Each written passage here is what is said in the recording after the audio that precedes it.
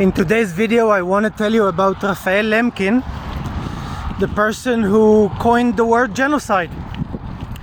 Raphael was born to a Jewish-Polish family in 1900 and would go on to become a lawyer and a fighter for what we should be calling human rights. A bit problematic nowadays, obviously. Raphael lived in his life and studied in Lviv, today's Ukraine, in Stockholm, in various places in Germany, and of course finally escaping the Nazis to survive in various universities in the United States. From an early age, he read about the multiple massacres that were done by the Ottoman Empire against the Armenian people and the massacres of the Assyrian people in northern Iraq. Now, Raphael studied law.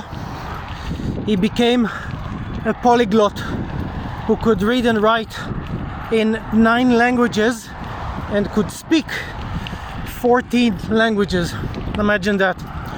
That would come in handy, wouldn't it, when you travel a bit today? Think about that. Raphael had to struggle against prejudice and against the lack of any kind of international unity, and eventually decided to write and to fight for what he believed shouldn't happen at all.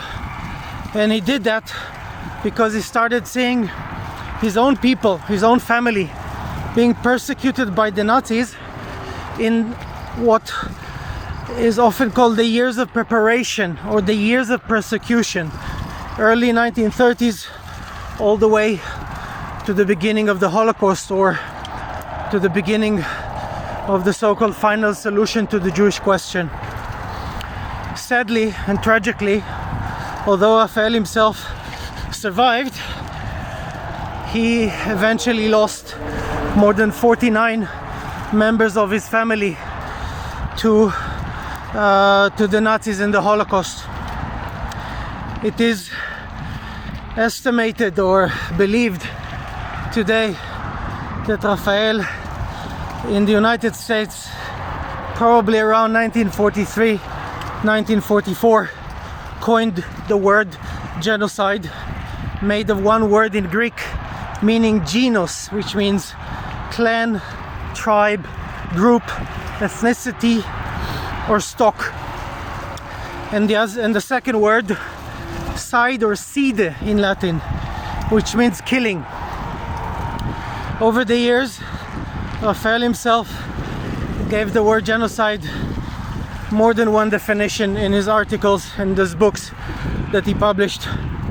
And of course, after he died in poverty in New York in 1959, the word, according to different conventions, received not only various definitions but conditions that went beyond a simple definition, beyond the definition that I prefer, which is the systematic extermination of a nation or ethnicity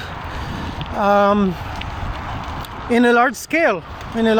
That has to be a part of the definition. And it is not by any means to say that a massacre is a good thing or okay. Obviously not.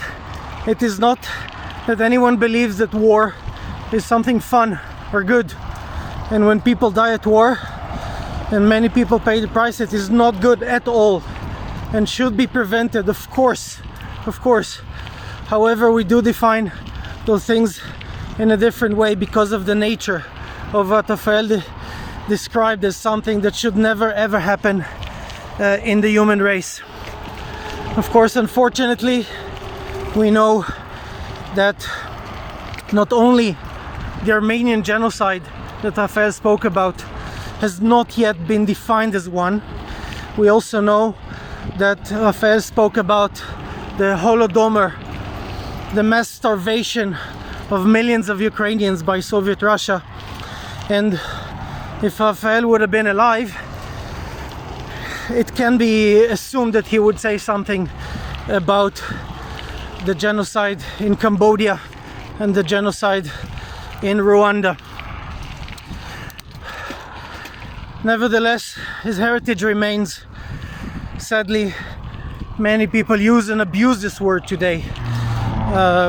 It should not be taken lightly in any way at all. Even if there are events in more than 1,000 armed conflicts in the world today that are horrible, they should not, in my opinion, be confused with the word genocide. This is his story, Raphael Lemkin. Thank you for watching my video today. Thank you very much.